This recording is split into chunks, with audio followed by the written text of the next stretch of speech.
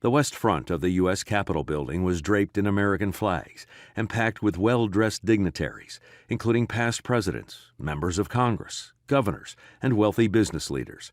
Anybody with enough clout to get there was there. The typically rigid security for an inauguration had been ratcheted up to address the Northbridge threat. Northbridge, the domestic terror group which had promised a second American Revolution, had already attacked establishment institutions and assassinated a number of political leaders. The entire nation was on edge.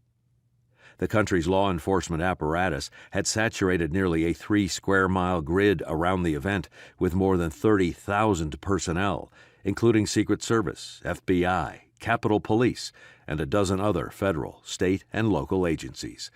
The U.S. military, expecting commando-like raids from the terror group, had added another 15,000 National Guard.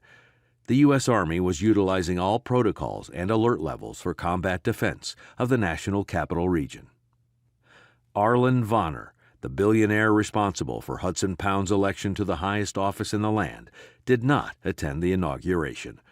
However, he was well represented by hundreds of his own Vonner security agents aggressively scouring the town for Northbridge assassins. Vonner had learned long ago that the bureaucrats were generally good at only two things: wasting time and money, and were certainly not good at preventing disasters. And that's exactly what it would be if Hudson Pound died before taking office.